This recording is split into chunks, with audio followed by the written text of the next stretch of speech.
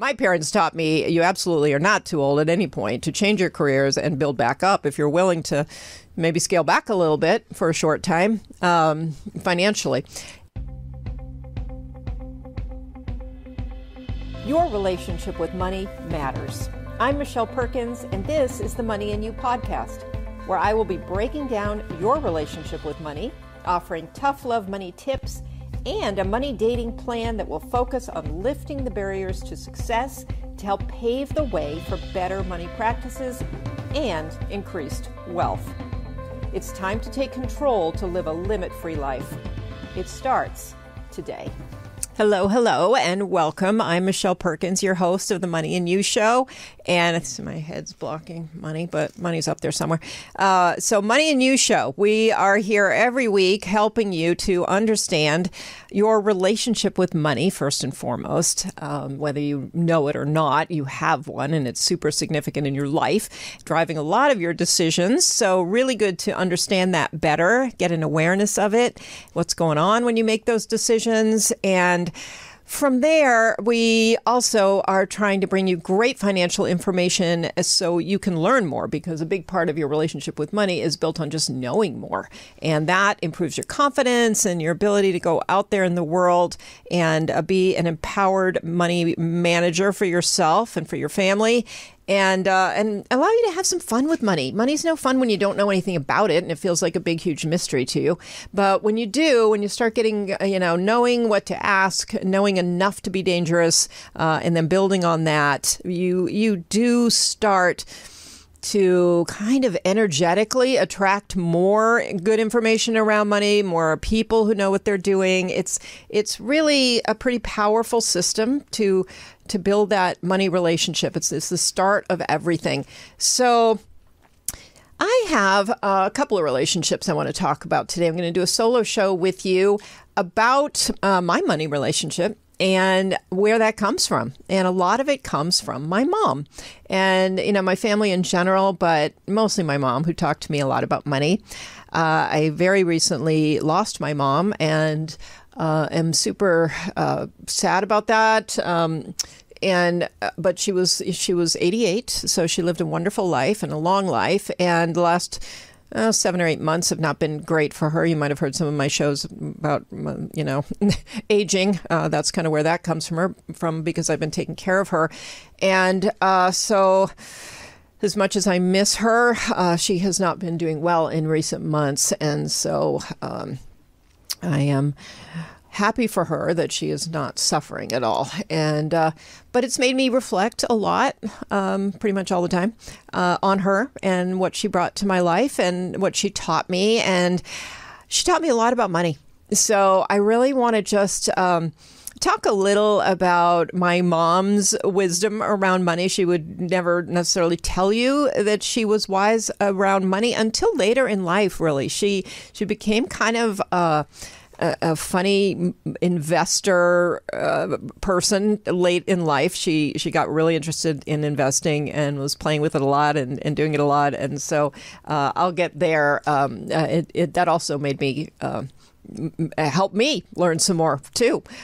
She was sharing a lot because she was excited about it. So, but I'm going to go back to just how my mom taught me some things about money. It may help you. It may help you if you have children to recognize the importance of actually talking to your kids about money and the specifics of how to do things.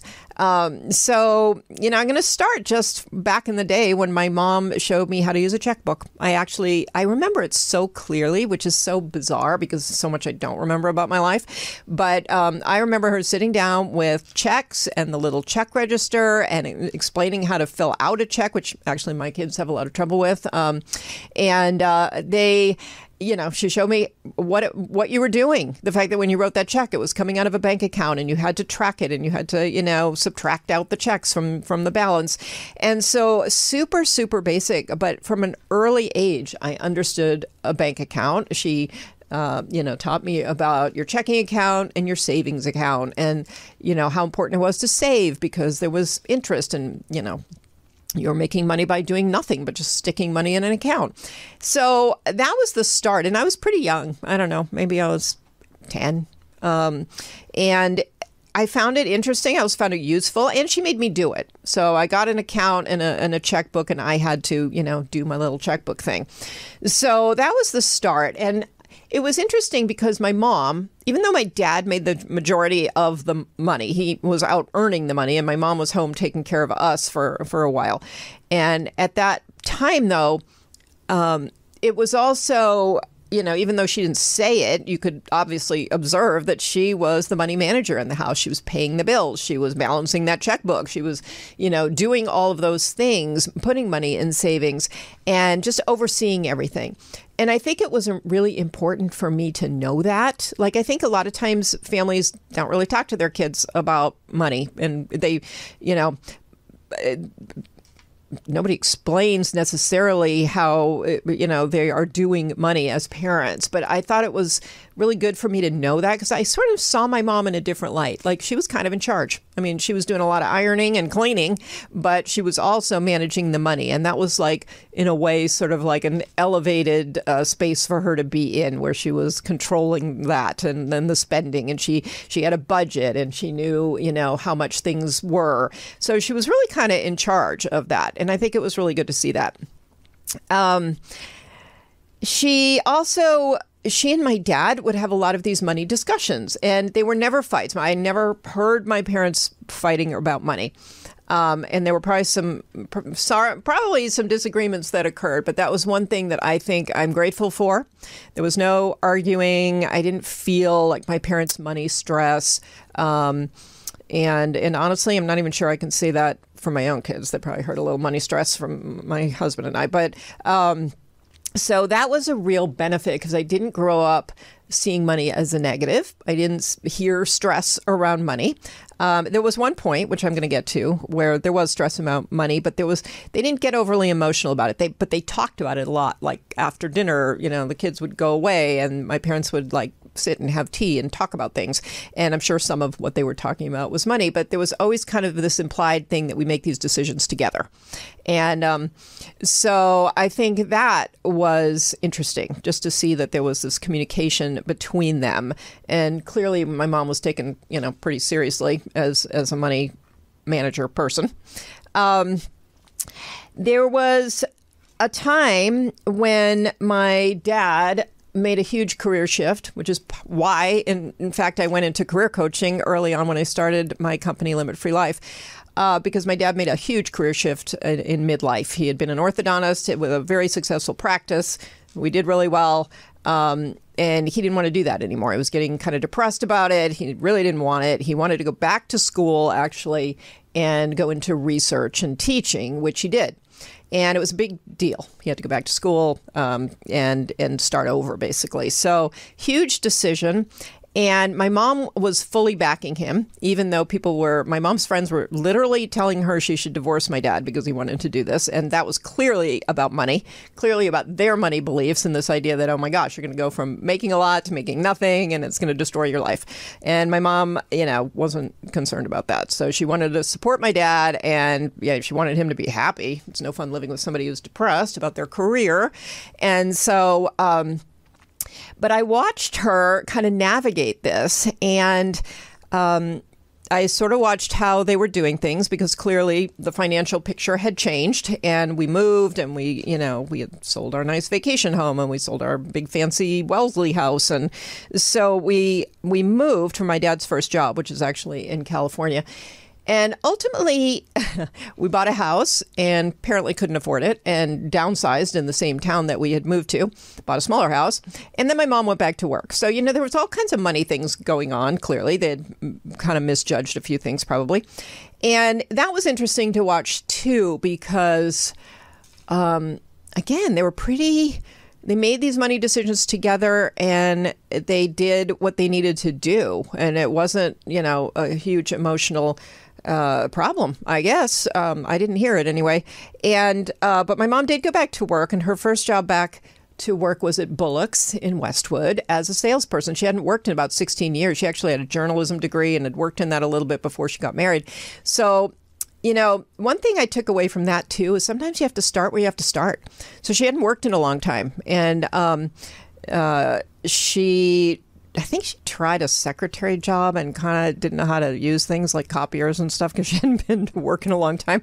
And so that got scrapped, and then she went to Bullock's. And so she did that for a while and really had fun with it. She knew it wasn't her ultimate goal, but it was a way back into the job market, back into, learning how to work again and earn money. And from there, she built out a whole second career. And they moved a lot because of my dad's job, and he was building his new profession in academia. And so they moved a few more times. And she ended up really following her passion. My dad was following his passion. She was following her passion by getting into first fundraising for charities and cancer research, a bunch of different things that were actual jobs. And she got very good at that, and then started getting, taking some courses in that and things like that. And then ultimately worked for a foundation giving away money to charities, big foundation in Houston. And the people she worked with, it was very interesting because she worked for someone who had this foundation because he had built a huge oil business, and he had grown up in complete poverty. And from start, I think he was a foster child actually, and he built this huge company in the oil business and then wanted to give back. So he had this foundation, and my mom's job was to give the money away. So she had a lot of experience working with charitable organizations and could really see the value of earning money, because then you can give money away. And in giving that money away, she also saw how far that money stretched. So money, they would give money away to charities, and she would visit the charities, and they'd take her around and show her where the money was going and how it was being used. And so, money kind of took on a pretty positive kind of viewpoint in her mind, obviously. And I don't know that she ever had an issue with that. But, if we're talking about money relationships, money could be seen in that light as a really, world-changing positive thing. So I just found all of that very interesting, how money played out and how work played out, and how both of them really in the middle of their lives started out kind of at the bottom in new professions and worked their way up. So, if you've ever thought, oh, I'm too old to do this, my parents taught me you absolutely are not too old at any point to change your careers and build back up if you're willing to maybe scale back a little bit for a short time financially. And just how to manage it. They just managed their finances. They didn't get into huge angst about things. They looked at the numbers, and I'm pretty sure it was my mom doing most of the looking at the numbers, and then they made whatever adjustments they needed, and ultimately they built back up to a very good place, and were able to retire well and build a beautiful new house later in life. So those were good lessons. So it was kind of a work evolution. And then at this later part of my mom's life, my dad had always been the investment guy. It was kind of like mom was the personal money manager and dad was, the higher level investment guy. I remember at the house years ago, before we had computers, every single day we would get these graphs in the mail. And I mean, super complicated, weird graphs that my dad would pore over in his office at night, and basically was looking at all these different stocks and companies and seeing where their earnings and, all the details were in these graphs. And he would look at all these things and they would make decisions. And hard to imagine now, actually, the work involved in that. But so my mom wasn't the investment person, but then she got interested in it, like really interested later in life. I remember when my kids were really little, we would go to visit them, and my mom was obsessed with Jim Cramer and whatever that money show was. He was so loud, and my kids would watch it with her. She would make them watch it. And, he was so animated that I suppose they had no idea what they were watching, but at least watching him was kind of fun. And so she learned a ton of stuff from him. And then she started reading all of his books, and then she started reading other people's books. And then she started investing in things that she liked. So she invested in Whole Foods, and she invested in Target, and she had a really fun time with this. First, she pretend invested, which is kind of a smart thing to do. So she just played like with pretend money, and she would put, pretend money in and see where it went, see if she made money or lost money, which is a really smart way to do it. And then she started for real investing. And it was interesting because they had a lot of managed accounts, but then they had the mom accounts, and they made sure, that there was enough money for my mom to play with in these investment accounts. And even when I took over their finances, in the last 6 months, there were accounts I couldn't get into because they were mom's accounts and only mom could manage them. And so she was pretty serious about it, actually. And she would read those reports and move money around and make trades. And and then something came in the mail for her, and I was talking to her financial advisor, and apparently she had just requested, just like in the last year, to be an options trader or something. Like, she had the strategic options trading eligibility form, and that she was all excited about. So we didn't go there because she wasn't able to do that anymore. But it was funny to see how into this she was getting. So, but she actually had a friend too who had, this is where she started to really get the investing bug, was her friend who had bought some very valuable stock very, very early on in her life. And maybe she had worked for the company and she had a lot of this stock, and it was a big name company. Can't remember what it was, but something we'd all recognize. She bought a lot of it, or earned a lot of it.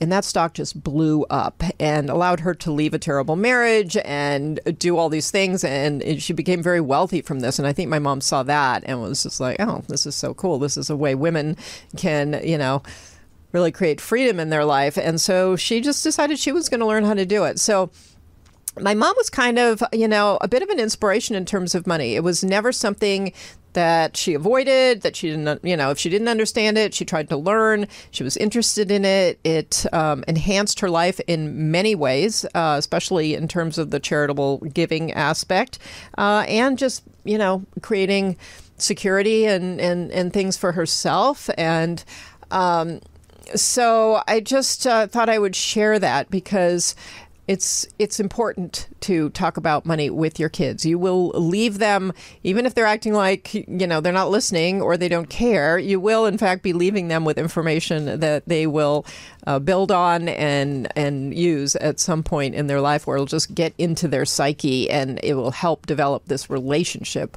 with money. Their belief systems and their thoughts and ideas around money are going to be shaped by you, mom and dad, whoever is listening to this. And it's super important to remember that.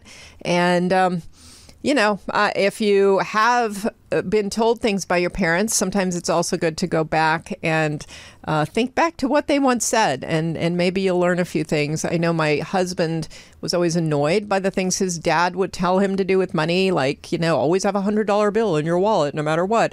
And he thought that was super stupid, and he used to make fun of him. And I now always carry a $100 bill in my wallet because I think, and there's two things about that. One is that sometimes you just plain old need some cash, and that's great. But it was a little emergency money that got in a separate part of your wallet.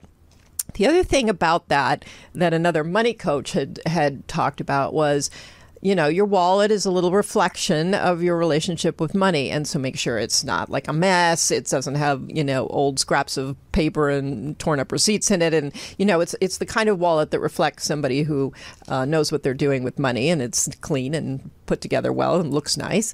And also, when you carry a big bill around like that, I mean, we can argue about whether that's a big bill anymore, but it is a big bill. And if you carry something like that around, it creates a sense of care, walking around with some abundance with you. And instead of having like, $1.50 in your wallet, which is how I used to walk around. And it's just a sense of identity that is helpful. So that also, these tiny little things help shape your relationship with money. So I'll wrap up there. And thanks, Mom. So appreciate everything that you did for me, including helping me at an early age with money. So thanks for listening. Glad to see you here and be with you today. And if you like the show, please leave a review or like or share it with your friends. We're found on all the podcast platforms and Roku and the Limit Free Life YouTube channel. Love to hear from you. Michelle, 2 L's, at limitfreelife.com.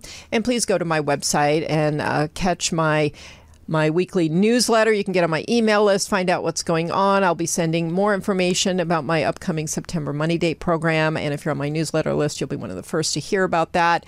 And I'll be sharing more financial tips, advice, and goodness in my newsletter on a regular basis. So join my email list. Thanks so much. Thank you, UBN Go, for helping me do this show, and see you next week.